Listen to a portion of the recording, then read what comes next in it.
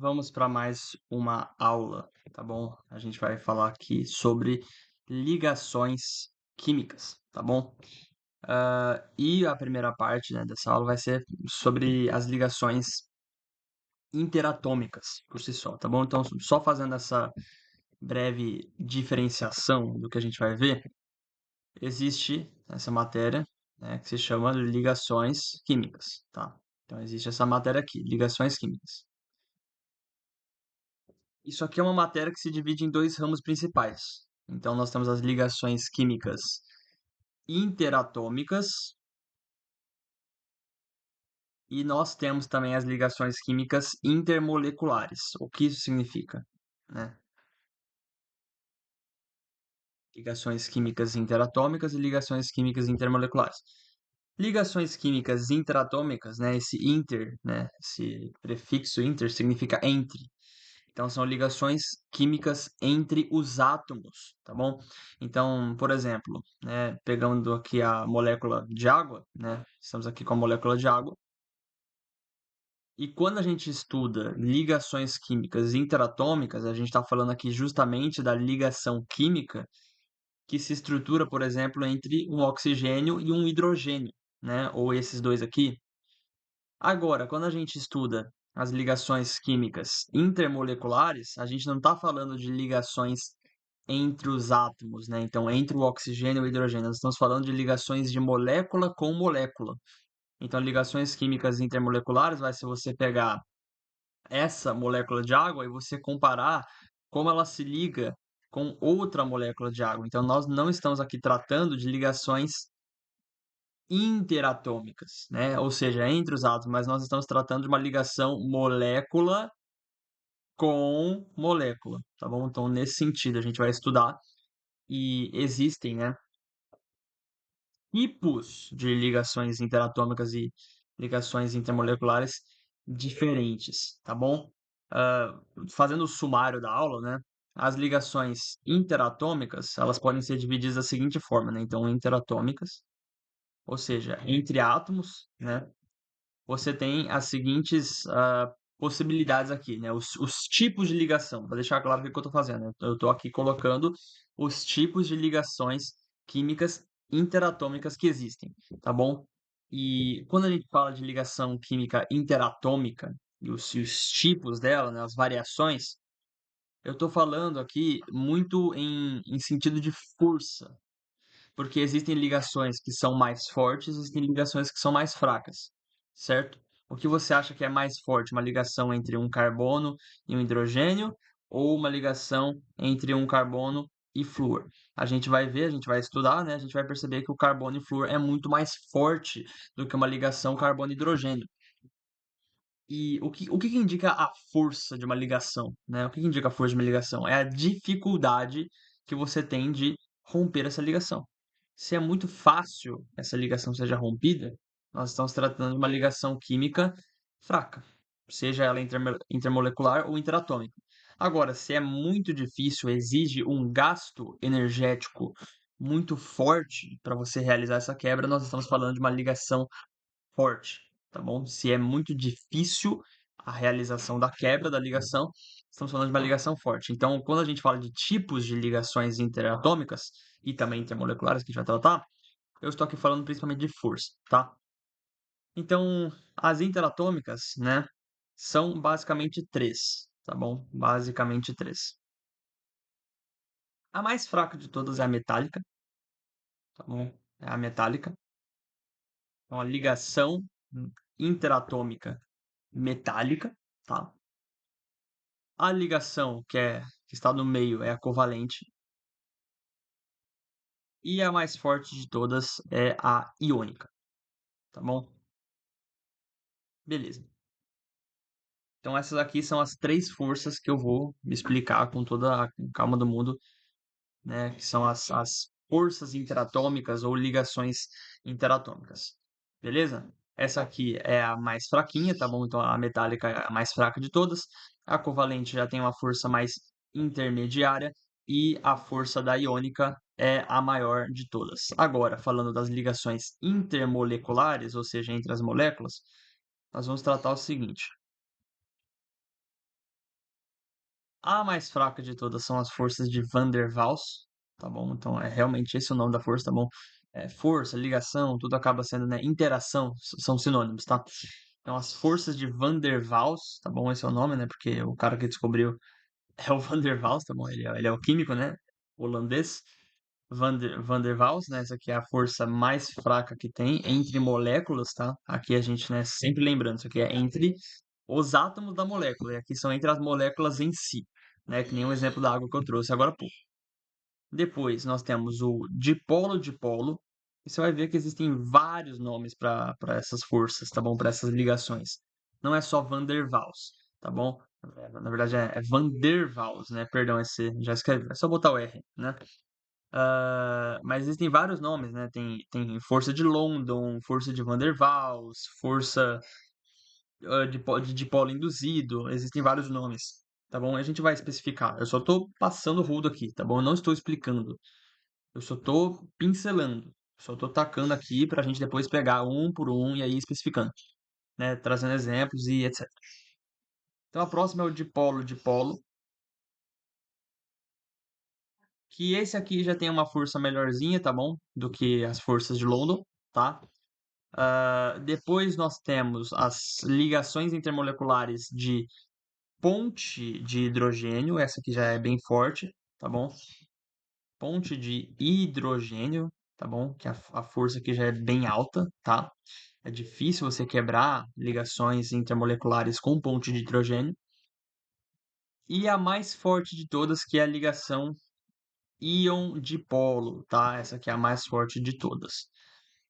Então, basicamente, essa matéria se trata de você entender o mecanismo desses quatro elementos aqui, né? Você entender as forças interatômicas e as forças intermoleculares. Quais são as forças interatômicas?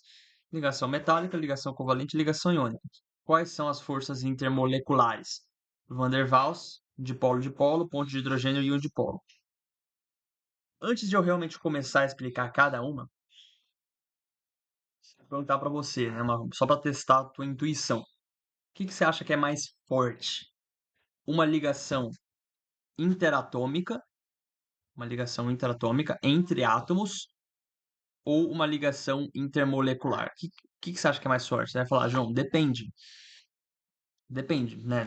Digamos que eu esteja pegando a iônica, não sei lá, tô aqui pegando o íon dipolo da intermolecular e comparando com a metálica. Você falou que a metálica era a mais fraca das atômicas, né? A mais fraca das atômicas. E você falou que o íon dipolo é a mais forte das intermoleculares. Então qual que é mais forte? Para mim, nesse caso, é o íon dipolo que é mais forte, mas tá errado, porque não é assim que funciona. As interatômicas, né? Vou até escrever isso, que isso aqui é importante. As interatômicas, elas, olha só, elas sempre, né? A força F das interatômicas é sempre maior do que a força das ligações intermoleculares. Por quê? Por quê? Bem, sei lá, né? Imagina que essa aqui. Como posso fazer isso, cara, né? É difícil de representar isso, né? Mas olha só, imagina que essa aqui é a minha mão mesmo, realmente é, né? Imagina que essa aqui é a sua mão. E a gente dá as mãos, certo? O que que você acha que é mais difícil? Retirar as nossas mãos juntas, né? Alguém tentar cortar essa ligação entre as nossas mãos, ou alguém tentar tirar o meu braço do meu ombro. O braço do ombro é muito mais difícil do que alguém retirar essa ligação dos nossos braços, das nossas mãos, né? Dessas mãos dadas que a gente deu. Nessa analogia, nesse exemplo que eu dei, as intermoleculares são essas mãos dadas. Porque o que, que são as intermoleculares, né? As intermoleculares são ligações entre moléculas, ou seja, não é entre a própria estrutura, é entre uma estrutura e outra. É entre, por exemplo, né? Exemplo, uma molécula de água, que é isso aqui, com outra, né? Com outra, como se ah, elas estivessem dando as mãos aqui, entende? É como se elas estivessem dando as mãos aqui. Não é que tem uma ligação entre o oxigênio e o hidrogênio. Não tem uma ligação aqui. Existe uma interação. Existe uma interação, existe uma força que se cria, que junta essa molécula com essa, como se fossem duas pessoas dando as mãos. E isso é muito mais fácil de quebrar do que, por exemplo, né, você tentar romper uma ligação, a que eu fiz caca, né, a que eu desenhei dois oxigênios na molécula de água, né? Perdão aí pelo meu erro, tá bom? HO2, né? Que é isso, né? Isso aqui tá errado, tá bom? Mas o princípio você entendeu, né? O princípio você entendeu.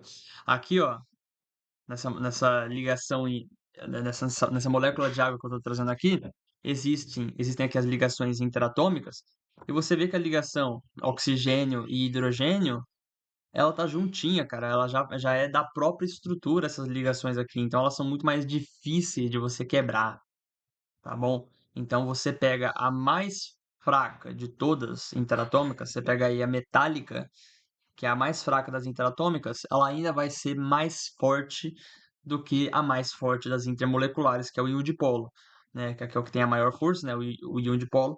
Mas aí que tá. Forças dentro da própria estrutura né, atômica, entre oxigênio e hidrogênio, no caso da água, sempre vão ser forças mais fortes do que entre as duas moléculas diferentes, tá? Então, esse aqui é só o primeiro princípio da aula, importante, né? Para trazer. Agora a gente vai falar de cada força individualmente, tá bom? São 7 forças, né? 7 tipos de ligação aqui, né? 7 interações. Eu vou começar com as interatômicas, tá bom? Vou começar aqui com as interatômicas, que elas são mais simples, né? E eu vou começar aqui justamente com a iônica, tá? Então, o que é uma ligação iônica, né? Eu vou usar aqui a caneta preta, né? Então, ligação iônica. Basicamente, ela é a mais forte que tem, tá bom? Então, ela é muito forte e ela acontece, calma aí, entre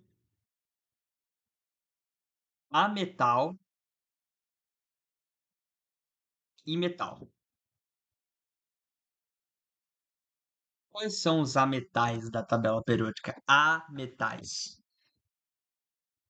Você olha lá na tabela periódica, você vai ver que é oxigênio, enxofre, nitrogênio, carbono, entende? Esses parados aqui, cara. Flúor, bromo, iodo, cloro. Então, tudo isso aqui é ametal. E você vê que os ametais eles têm uma característica própria. Eles tendem a ter uma eletronegatividade muito alta, ou seja, eles puxam os elétrons para mais perto de si. Por quê?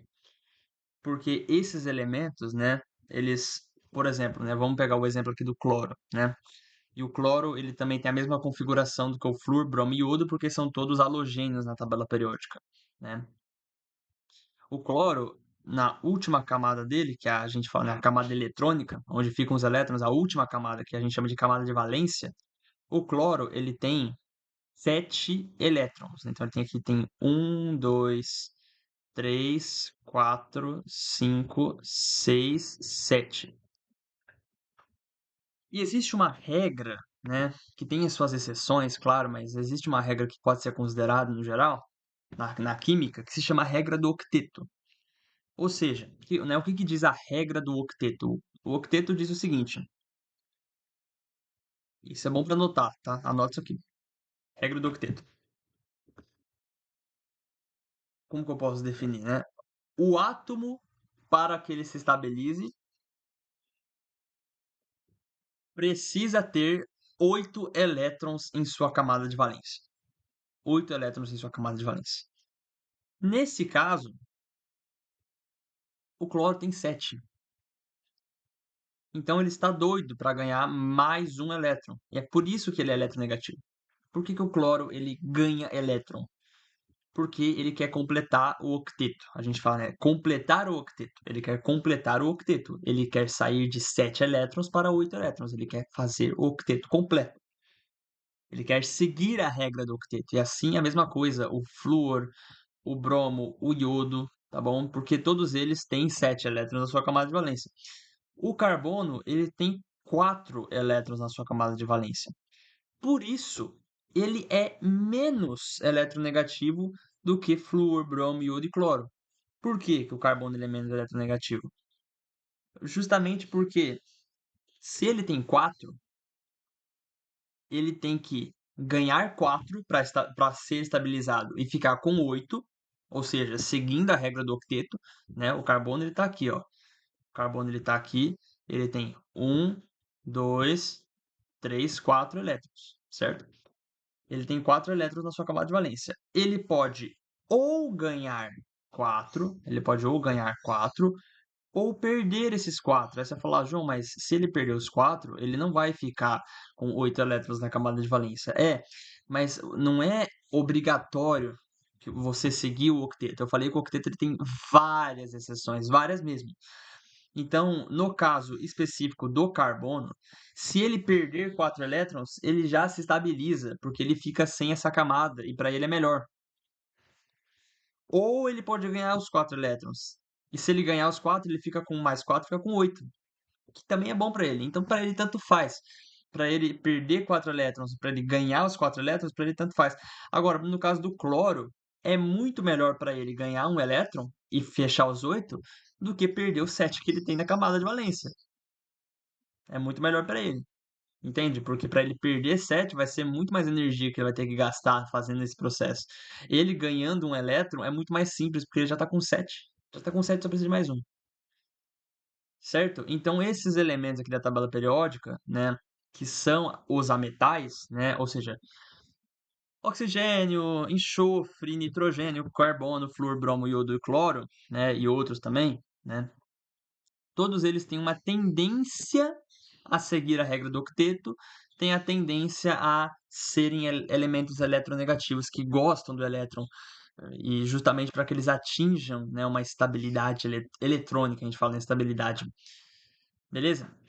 E metais, cara, né? Quais são os metais, né? Metal é, por exemplo, alumínio, né? Ferro, potássio, né?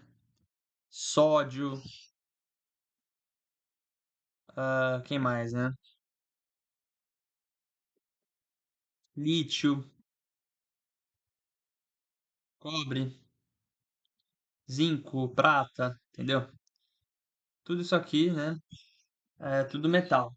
O ouro eu não vou colocar, né? Isso a gente não vê nessa matéria, a gente vê em reações químicas, né? Reatividade dos metais. O ouro, ele é um metal nobre. Ele normalmente não participa de reações químicas, tá? Ele normalmente não participa. O cobre e o prata também são metais nobres, só que o ouro é mais, né? O ouro ele é mais nobre ainda. Então é muito difícil você colocar o ouro para estabelecer uma reação, tá bom? Então, mesmo que você pegue aí um ametal para tentar fazer uma iônica com ouro, a tendência é que não faça, tá? Mas no caso da prata, é muito mais plausível você fazer, por exemplo, um nitrato de prata, né, com nitrogênio, eh, e oxigênio também. Então, a prata, o cobre, né, tem o óxido de cobre, então é mais fácil reagir, esses compostos eles têm mais reatividade do que o ouro, que ele é, a gente chama o ouro, né, de quimicamente inerte. Ou seja, né, inerte, a gente tem que lembrar da inércia de Newton, né? A inércia de Newton é ficar parado em repouso, né, entre muitas aspas, né? Claro, a gente vê em dinâmica que não é bem isso, né? Mas e quimicamente inerte é que está parado, não faz reações, não gosta de fazer reações. E para que esses compostos, esses elementos que são quimicamente inertes, você tem que gastar energia para que eles reajam, tá bom? Eles não reagem espontaneamente, beleza? Então, vou trazer aqui alguns exemplos, né, de compostos iônicos, tá bom? Que eu estou aqui com o roteirinho que eu fiz, né? Eu trouxe alguns que eu tinha pensado na hora, né? Só para não ter que pensar agora e, né, comer muito tempo da aula. Só outra coisa, né, que eu acabei de ver aqui que eu esqueci de falar, é que a iônica, ela não é somente a metal e metal. Também pode ser, né, então, ou pode ser também metal e hidrogênio, tá bom? Porque o hidrogênio, ele não é um ametal. O hidrogênio, ele não é um ametal. O hidrogênio, ele não tem classificação dentro da tabela periódica. O hidrogênio, ele não é um gás nobre, não é um gás nobre. O hidrogênio não é um metal, não é um metal, não é nada. O hidrogênio, ele é o hidrogênio, tá bom? Ele é um elemento único da tabela periódica, porque ele não tem nada a ver com nenhum outro elemento. Bizarro, né? Esse carinha aqui é bizarro. Então, o metal com hidrogênio também forma ligação iônica, porque existe uma grandiosíssima diferença de eletronegatividade entre o metal e o hidrogênio, né? Aqui eu escrevi O, né? Mas é metal e hidrogênio, né? A gente tem que ter essa noção que a ligação iônica, por ser muito forte, ela sempre vai trabalhar com a metal e metal ou metal e hidrogênio, porque nesse panorama aqui que eu trouxe, né? A metal e hidrogênio, nós estamos trabalhando com opostos de eletronegatividade, com polos de eletronegatividade. Todos esses elementos aqui são muito eletronegativos: oxigênio, enxofre, nitrogênio, carbono, flúor, bromo, iodo, cloro. E aqui também o próprio hidrogênio, ele é muito eletronegativo também, tá bom? O hidrogênio, ele é eletronegativo, sim, ele gosta de pegar o elétron para ele. Agora, os metais, né, a gente vai ver melhor em ligações metálicas, que são somente entre metais, que eles não estão nem aí para elétrons, eles não gostam de ficar com os elétrons por conta daquele mesmo princípio químico que eu trouxe. Sabe o sódio? O sódio, né? Vou trazer esse exemplo só para deixar claro, né? Por que que os metais eles são eletropositivos, que a gente fala, né? Ou seja, eles doam elétrons, eles não têm essa vontade de pegar elétrons. Porque o sódio, por exemplo, na sua última camada, né? Deixa eu desenhar aqui um pouco melhor. O sódio, na sua última camada, ele tem somente dois elétrons. O que que você acha que é melhor para o sódio? Né? Perdão, na verdade só tem um. Só tem um elétron na última camada, tá? O sódio só tem um. Tô lembrando agora, só tem um. O que que você acha que é melhor para o sódio? Ele ganhar 7 elétrons e ficar com o octeto completo, ou simplesmente abrir mão desse um elétron e ficar tranquilão? Nos dois casos ele fica tranquilo, tá bom? Porque o octeto completo também o sódio ficaria tranquilo com 8 elétrons na camada de valência. Mas para ele não faz sentido, porque essa primeira opção exige um gasto energético brutal para ele ganhar 7. Ganhar 7. Não tem como ele ganhar 7. Não tem. Tá bom, calma aí que a bateria tá fraca. Tem que pegar o brilho aqui. Aumentar o brilho. Então não tem como isso acontecer. Ele vai preferir sempre, sempre. Não existe nenhum sódio do universo que você vai ver ele 7 mais. 7 elétrons. Ah, João, mas e se eu fizer isso no laboratório? Não vai dar certo. Não vai dar certo. Não tem como. Não tem como. Tá bom? Na teoria teria como, mas na prática não tem como. Então o sódio, você sempre vai ver ele abrindo mão desse elétron. E todos os metais, todos, ou praticamente todos, têm o mesmo princípio. Ferro, mesmo princípio, abre mão dos elétrons. Por que que ele abre mão dos elétrons? Porque energeticamente faz mais sentido. Energeticamente faz mais sentido. Assim como energeticamente faz mais sentido para os ametais e para o hidrogênio pegar o elétron para si. Então, como faz sentido que esses caras peguem o elétron para si e que o metal ele faça a doação, é um casal perfeito, né? É uma coisa que bate lindamente, entende? Uma coisa que dá certo, né? O ametal quer receber e o metal quer oferecer, entende? Então dá certo. Então ligação iônica, a gente fala, né? Isso aqui é um pouco até mais avançado, né? Mas a ligação iônica a gente fala que é qualquer ligação que tem uma diferença de eletronegatividade maior do que 2, tá bom? Como assim maior do que 2, João? Porque isso aqui não é uma coisa que você tem que saber o número de eletronegatividade de cada elemento.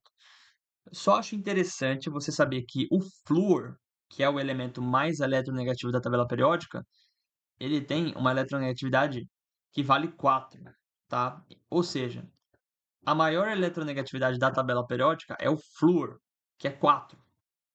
Por que é 4? Porque escolheram o flúor como a base.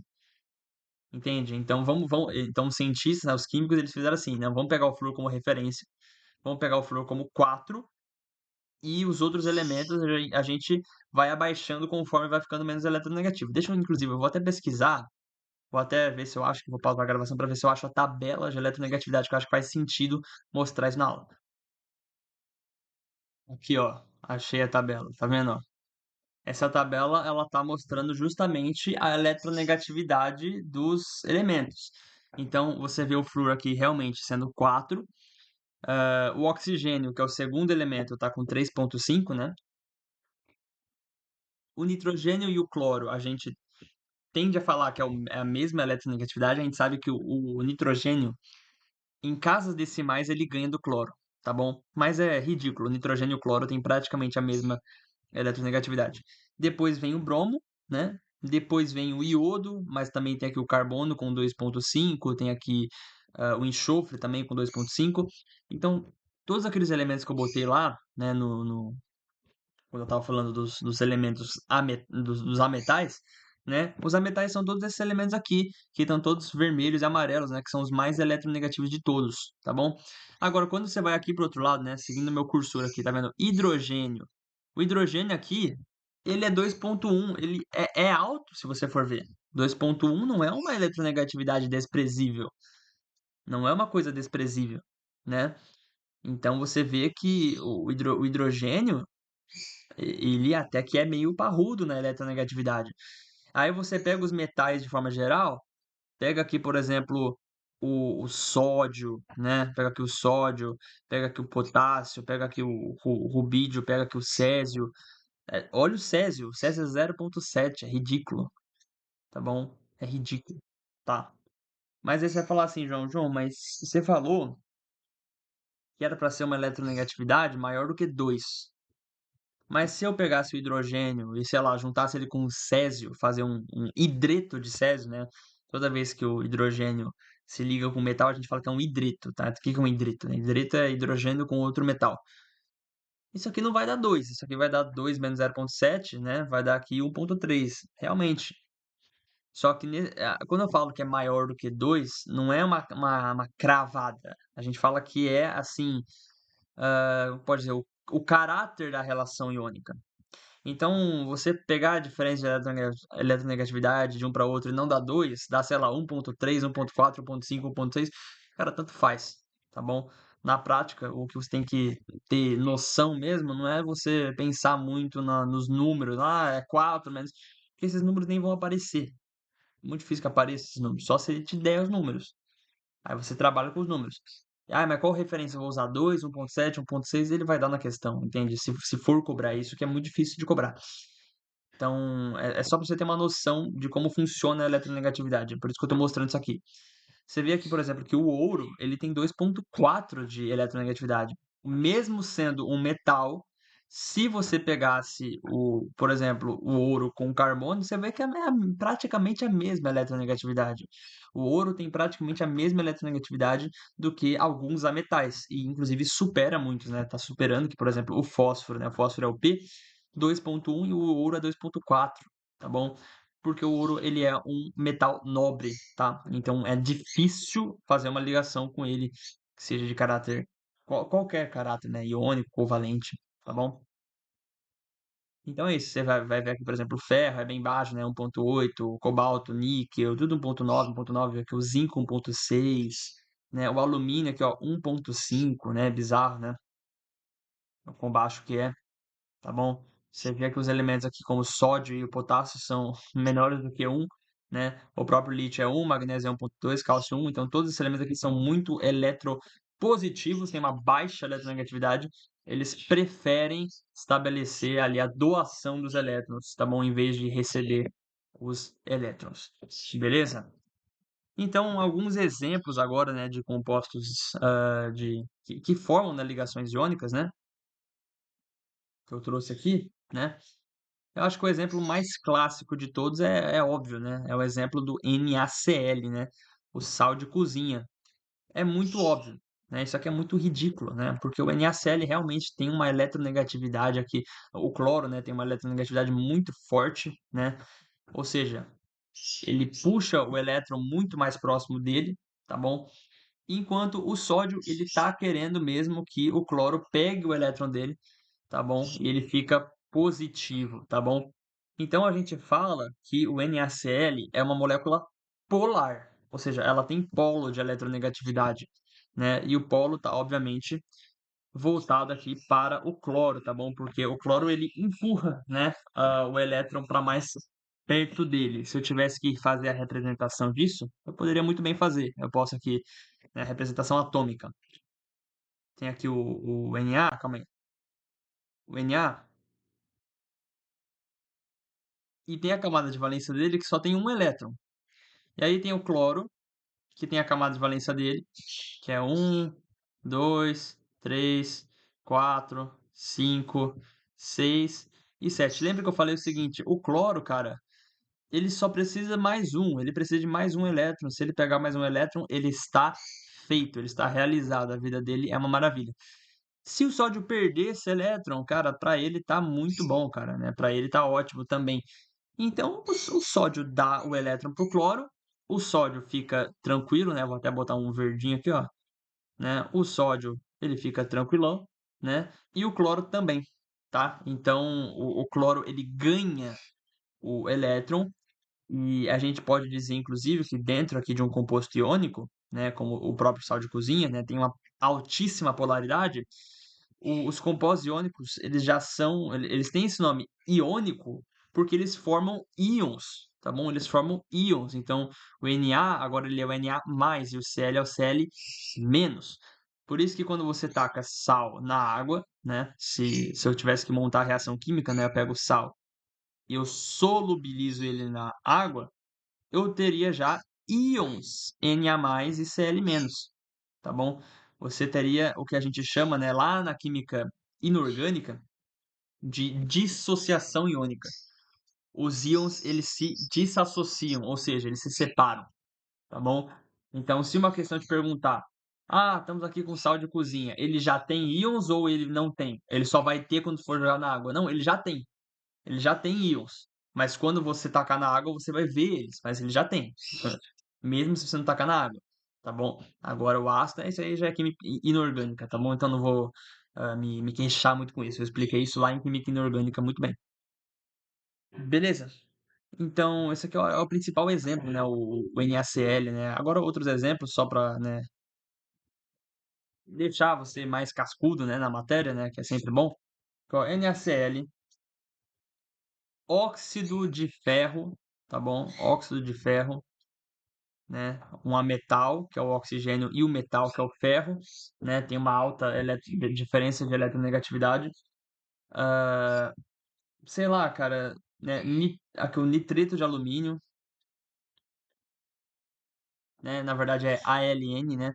Uma coisa que eu acho interessante, né? Que eu nunca entendi muito o porquê que é assim, mas basicamente, toda vez que tiver uma ligação entre um ametal e um metal, o metal ele sempre vem na frente, ou seja, é sempre o alumínio na frente, ferro na frente e sódio na frente, né? Nunca pode ser ClNA, né? Ou O3F2. Isso aqui não se escreve assim, tá bom? Mas eu não sei, eu acho que é só uma medida de padronização, né? Mas eu não sei, né? Por isso que eu corrigi, né? Não é NaL, é AlN, tá? Então, o nitrito é de alumínio. Um exemplo de hidrito, né? O hidreto de sódio, né? O hidreto de sódio também é iônico, tá? Também é iônico. Que mais que eu trouxe aqui, né? O carbonato de cálcio, né? O carbonato de cálcio que faz a estrutura de conchas, né? Mármore também. A gente tem aí ele como composto iônico, tá bom? Composto iônico, né? O cálcio ele é um metal, o carbono e o oxigênio são ametais. O que mais que eu trouxe aqui, né? O outro hidreto eu trouxe, né? O hidreto de potássio, tá bom? O hidreto de potássio também é um exemplo. Óxido de cobre, tá? E é isso, tá bom? Foram esses os exemplos que eu trouxe, beleza? Então, todos esses aqui são exemplos de compostos que fazem ligação iônica, beleza? Ou seja, temos aqui a formação de íons, né? A ligação iônica, ela gera íons, tá bom? Isso aqui é importante, tá? Ela gera íons por conta da transferência eletrônica. Um elétron ele vai de um composto para o outro. Então a gente fala isso aqui, né, vai de um elemento para o outro. No caso do NaCl, você viu, né, eu mostrei que o sódio ele doa o elétron para o cloro. Doando o elétron, a gente sabe que forma um íon, né? O que que é um íon? É um átomo que ganhou ou perdeu elétrons. Beleza? Então já matamos aqui a primeira das ligações interatômicas que é bizarramente importante, que é a iônica, tá bom? Agora a gente vai para uma tão importante quanto, que é a ligação covalente, tá bom? Então eu vou apagar aqui, né? E a ligação covalente, né, ela é realmente bizarra de importante também, né? Porque tem o gráfico da curva da dissociação, alguma coisa assim, né? Curva da ligação covalente, que é um gráfico que eu vou mostrar, inclusive, né? Caiu numa questão do Enem e muita gente boa errou, tá bom? Muita gente boa errou aquela questão, que é uma questão bem avançada, e a gente vai pegar aqui também, tá bom? Mas deixa eu ir apagando aqui, né? É que nem apagar a luz isso aqui, né, Lu? É uma porcaria, né? Não tem opção de borracha grande aqui, né? Então fica esse desespero aqui, né? Prontinho. Vamos falar agora da ligação covalente, tá bom? A ligação covalente, ela não é uma ligação em que ocorre transferência eletrônica, tá bom? Não é uma ligação em que ocorre transferência eletrônica, porque essa ligação ela já é um pouco mais fraca do que a iônica. Ela ainda é fortinha, tá? Então acho que é bom escrever assim, ó, ela é fortinha, mas ela não é forte, brutal que nem a iônica. Ela é fortinha, tá começando, já tá há uns meses na academia, tá? É fortinha, tá bom? A iônica já é veterana, né? E a metálica nem começou ainda, né? Tá sedentária ainda, beleza? A covalente é uma ligação fortinha até, tá bom? E ela acontece, né, entre quem? A metal, o outro a metal, tá bom? Ou, ou a metal e hidrogênio, tá bom? Você percebe, né, pela aquela tabela que eu trouxe aqui, né, que os elementos que são ametais, flúor, oxigênio, nitrogênio, carbono, cloro, bromo, enxofre, potássio, todos esses elementos aqui, eles não têm uma grande diferença de eletronegatividade a ponto de, sei lá, haver uma transferência de elétrons aqui, né? São todos elementos com uma tendência parecida, uma tendência próxima de pegar elétrons uns dos outros, assim como o hidrogênio também tem uma boa tendência. Então, nesse caso, ninguém pega elétron de ninguém. Vai falar, mas se ninguém tá pegando elétron de ninguém, por que que você vai fazer isso, né? Porque eu penso que, né, você pode pensar assim, ah, João, eu acho que para você ter estabilidade, você tem que ou ganhar elétron, fechar o octeto, ou perder para ficar tranquilo, né? Como é que funciona isso aí, né? Vamos que comer uma banana, né? Aquela frutose, né? Para ganhar energia rápida. Carboidrato dos bons, tá bom? Muito bom. Tá bom? Olha só. Então, nesse caso, não haverá uma transferência de elétrons, mas haverá um compartilhamento de elétrons, tá bom? Então, como assim, né? Vamos tratar aqui, por exemplo, a água. A água, ela tem ligações de caráter iônico? Não. Ela tem ligações de caráter covalente. Caráter covalente, por quê?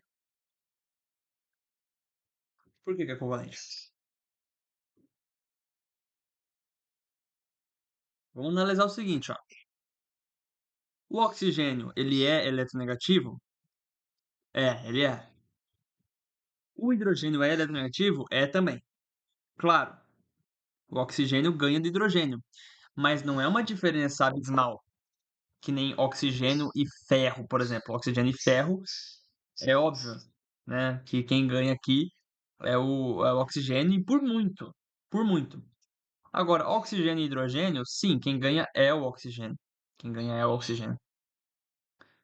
Mas não é por muito, né? Em vez de ser uma derrota de 8-0, o hidrogênio está perdendo de 3-1, sei lá, né?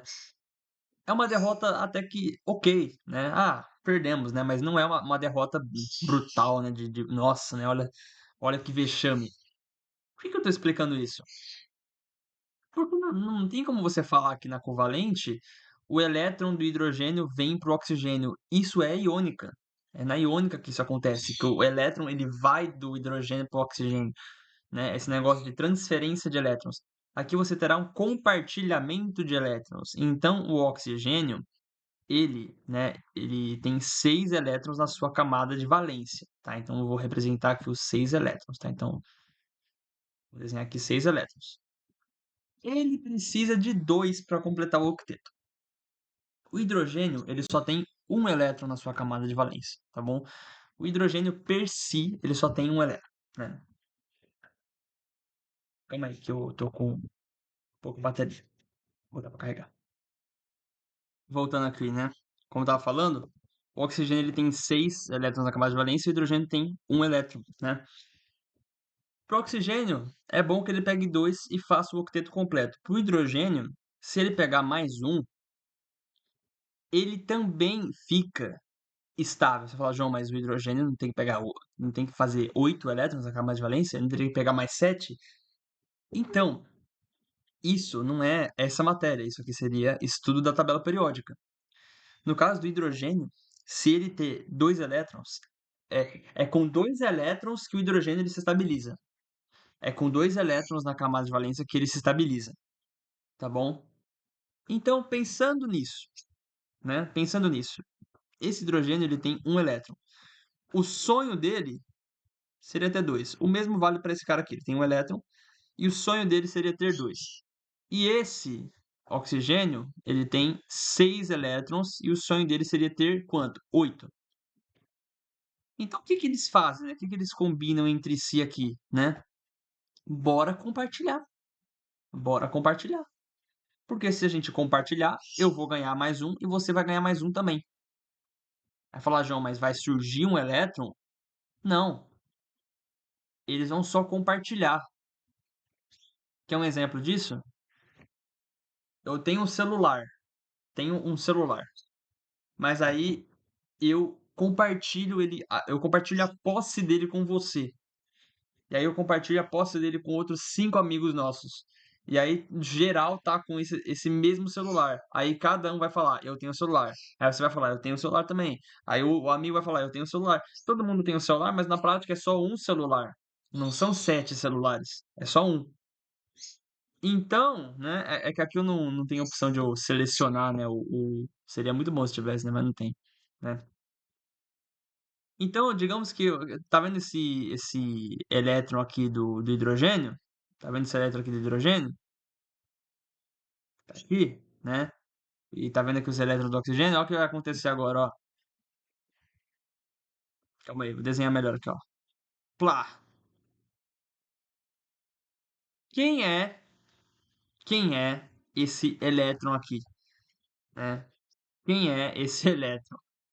Esse elétron é um elétron do oxigênio, tá bom? É um elétron do oxigênio, como inclusive vou até que tirar aqui, né? Olha só. Basicamente, esse elétron aqui. Calma aí, que eu tô me confundindo, né? Eu tô confundindo com a regra. Calma aí, eu vou ter que pensar um pouquinho mais. Deixa eu pausar aqui pra eu pensar. Pronto, já entendi que eu tava errando, né? Eu tava falhando na representação, né? Olha só, tá vendo aqui, ó, os elétrons do hidrogênio e do oxigênio? A gente pode considerar que, olha só, esses aqui, ó, são agora elétrons compartilhados. Compartilhados entre o oxigênio e o hidrogênio. Então, esse elétron aqui, ó, que eu tô circulando de azul, ele não deixou de ser de hidrogênio, mas ele também agora tem a posse do oxigênio. E esse elétron não deixou de ser do oxigênio, mas agora o hidrogênio também tem posse dele, entendeu? Então, nesse caso, nós estamos tratando, né, de uma ligação covalente, em que você tem compartilhamento de elétrons. Só nessa tacada, esse hidrogênio ganhou mais um elétron. Que elétron que ele ganhou? Esse aqui que ele pegou do oxigênio emprestado. E agora ele está feliz? Tá, ele está com 2 agora. Ele está com 2. E o oxigênio? Ele ganhou quanto? Ele ganhou mais um. Mas qual que ele ganhou? Ele ganhou esse do hidrogênio que ele está pegando emprestado. E agora ele foi de 6 para 7. Ele está feliz? Ainda não. Ainda não está feliz. Agora que entra o outro hidrogênio no jogo. Vamos fazer aqui uma ligação covalente, ó. Lá. Tá vendo aqui, ó? Tá vendo esse elétron? Esse elétron ele não deixou de ser do hidrogênio. Ele não deixou de ser do hidrogênio. Não deixou. Mas agora o oxigênio também tem a posse dele. Então o oxigênio acaba de ganhar mais um, tá bom? Ele acabou de ganhar mais um. E esse elétron, ele não deixou de ser do oxigênio, mas agora ele também pertence ao hidrogênio. Então esse hidrogênio acaba de ganhar mais um. O hidrogênio tinha um já, ele ganhou mais um, ele agora fica com 2. Tá feliz? Tá. E agora, o oxigênio estava com 7, né? Ele tinha 6, ganhou um desse primeiro hidrogênio aqui. Agora ganhou mais um. Agora 7 mais um dá 8. Ele está feliz? Sim, porque ele precisava justamente de 8 para completar o octeto dele. Então, é esse o princípio da ligação covalente. A ligação covalente é compartilhamento de elétrons para que todas as pessoas, né, entre muitas aspas, né, todos os átomos envolvidos nessa situação, fiquem felizes, né, fiquem estáveis, fiquem estabilizados eletronicamente, beleza? Em relação aos seus elétrons, eles estão estabilizados, ok? Então, é isso que é uma ligação covalente, uma ligação com compartilhamento de elétrons. Por que que não tem transferência de elétrons? Porque não tem uma bizarra e brutal diferença de eletronegatividade. O oxigênio é mais forte do que o hidrogênio, mas não é tanto, né? Que diferença? Não, não é que diferença, não é goleada. Goleada é oxigênio com ferro, oxigênio com cobre, oxigênio com sódio. Agora, você pegar, né, o oxigênio com hidrogênio não é uma goleada. Então não é iônica, é covalente, tá bom? Então, esse aqui é o fluxo, né, de entendimento da ligação covalente. Beleza? Ah, e agora alguns exemplos de compostos, né? Alguns exemplos de compostos, né? Deixa eu só apagar essa poluição, né?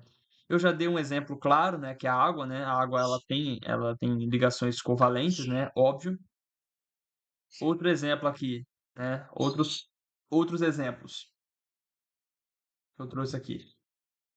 O gás carbônico, né? CO2, é claro, né? O carbono ele é um ametal e o oxigênio também é outro ametal. Não tem uma baita diferença de eletronegatividade entre carbono e oxigênio. A gente vê pela tabela, né? Pela tabela dá para ver, né? O oxigênio é 3,5, o carbono 2,5. Eles são dois ametais. Beleza? O próprio monóxido de carbono, né? O monóxido de carbono ele também é uma ligação covalente. Mas é claro que o monóxido de carbono, né, o CO, ele é muito mais polar. Não confunda a ligação covalente com polaridade, né? Mas é claro que o CO é mais polar do que o CO2, porque o CO2 é assim, ó. O CO2 é assim, né? E o gás carbônico, não, o monóxido de carbono é assim, né? Você vê que aqui o oxigênio ele puxa para si, mas aqui ele também puxa. Então acabam que esses dois vetores aqui eles se cancelam. E aí fica o vetor resultante, né, que a gente expressa assim, igual a zero nesse caso. Agora, nesse caso, o puxo que ele dá é muito mais significativo, né? Não tem ninguém cancelando do outro lado. Então o vetor resultante aqui é maior do que zero, é uma molécula polar, enquanto o CO2 ele não é polar, tá bom? E a gente vai tratar esse negócio, né, de polaridade, de solubilidade com mais calma quando eu explicar as três, tá bom? Quando eu finalizar aqui metálica, covalente e iônica, tá? Outro exemplo, né, sempre tratando aqui os exemplos, né, com mais clareza, temos aqui o HCl, né, o ácido clorídrico, né, cloro bastante eletronegativo, hidrogênio também, são dois ametais, né? O ácido sulfúrico, né, H2SO4, também só tem ametais e hidrogênio, né? Só tem aqui o oxigênio, que é um ametal, enxofre é ametal. Ninguém aqui tem uma eletronegatividade muito superior. É claro que o oxigênio ganha, mas não ganha por muito. Quem mais aqui? O CH4. CH4, né? Carbono e hidrogênio, né? O carbono é um ametal, e o hidrogênio é o hidrogênio, né? Todos os hidrocarbonetos, de forma geral, né? Hidrocarbonetos, os hidrocarbonetos, eles são todos, né, constituídos por ligações covalentes, tá? Porque hidrocarboneto nada mais é do que um bando de carbono ligado com hidrogênios, tá bom? É basicamente isso que é o hidrocarboneto, beleza? Outro exemplo aqui muito clássico da química orgânica é a ligação CF, tá? Carbono-flúor, tá? Uma coisa que você tem que saber sobre a ligação carbono-flúor é que ela é muito estável, tá? Ela é muito estável. Então, mesmo sendo covalente, ela ainda ela é tipo, muito próxima de uma ligação iônica. Ela é muito próxima. Ela não é iônica, porque tanto o carbono quanto o flúor são dois ametais, né? Então não é iônica, é covalente. Mas ela é muito forte, tá? Essa ligação CF ela é muito forte. E tem a relação, né, de que materiais tóxicos que venham ter CF, eles são piores para o meio ambiente, porque eles ficam, né? Eles não são soltos de nenhuma forma, né? Então, se você tiver algum agrotóxico que tem CF na sua constituição de alguma forma, ele fica mais, ele resiste mais, porque é uma ligação bem potente, tá bom? Então a ligação CF, tá bom? Acho que vale a pena até anotar isso aqui. Ela é bem potente mesmo, tá bom? Ah,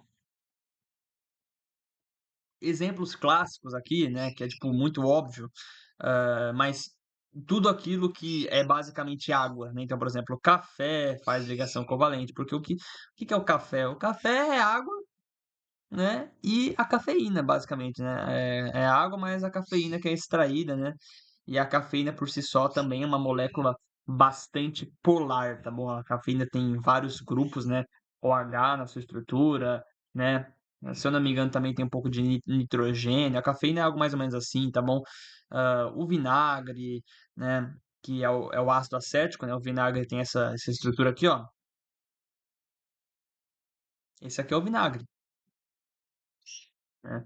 É o ácido etanóico, né? Ácido acético, que está contido no vinagre, tá bom? Também faz o etanol, que é o combustível, o açúcar, né? A glicose, a sacarose, né? Aqui a banana que eu tô comendo, ela tem muita frutose, né?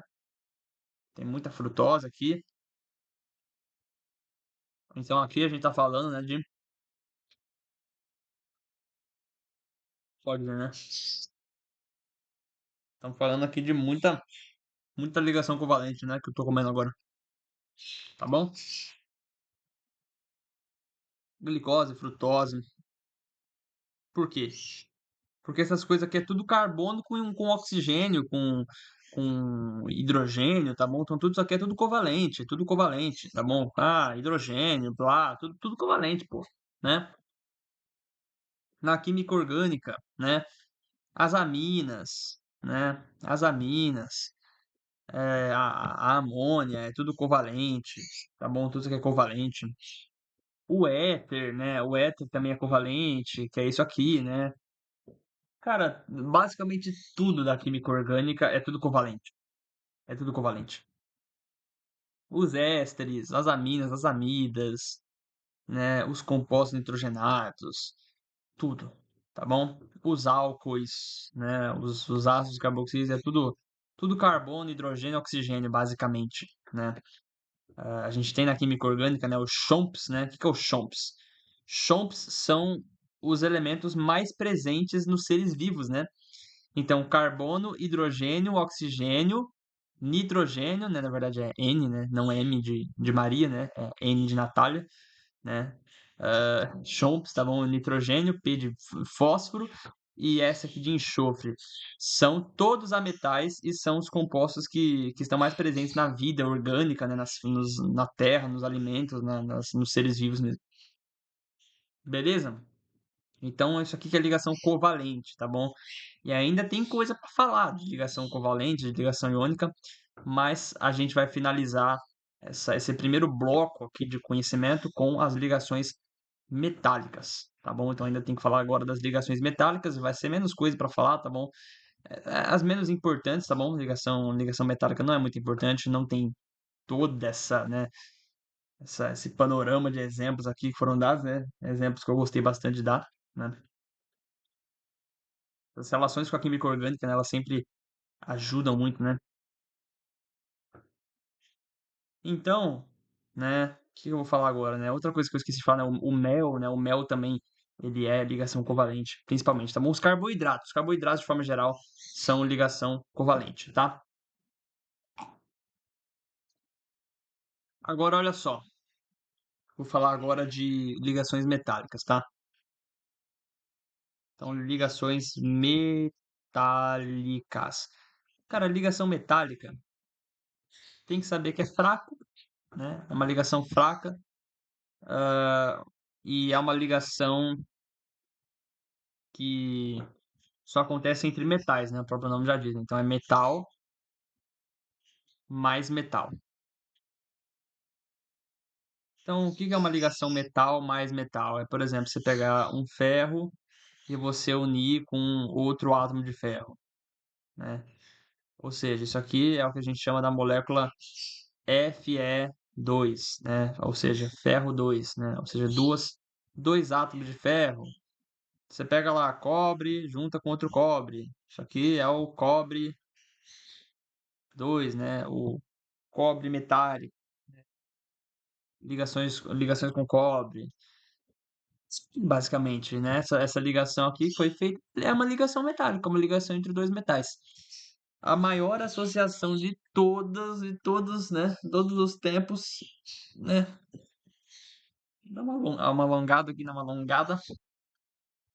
A maior associação plausível para falar de ligações metálicas é você falar aqui, né, sobre o mar de elétrons, né? Então, o mar de elétrons é a única coisa realmente relevante, tá bom?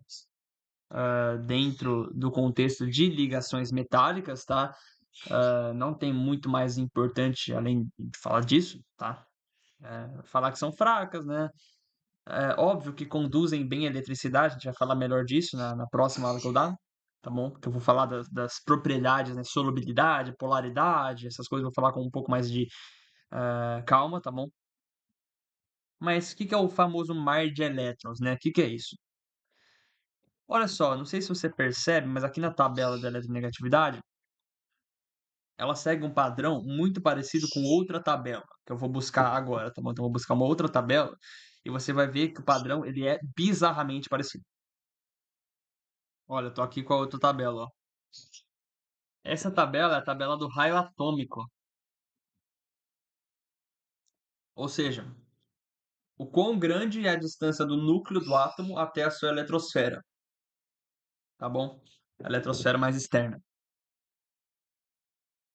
E aí você percebe em relação a essa tabela de eletronegatividade que existe um padrão.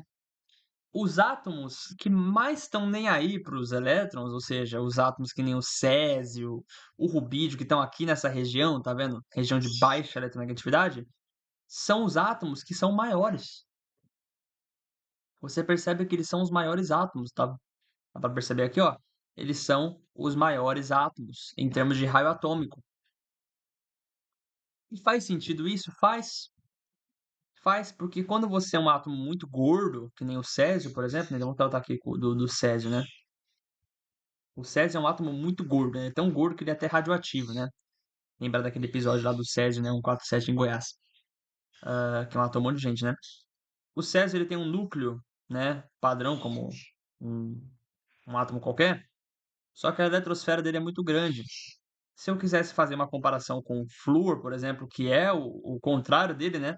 É o elemento mais eletronegativo, o Césio é o mais eletropositivo, ou seja, ele não está nem aí para os elétrons, né? Ele quer mais doar elétrons, ele quer se lascar para os elétrons. E o flúor, ele gosta muito do elétron, né? Valoriza muito o elétron. Olha como que é o desenho do flúor. É isso. O flúor, ele tem um raio atômico, né? O raio atômico aqui, né? A distância do centro até a borda, muito menor, nem se compara. Nem se compara. E o que que você acha que é mais fácil?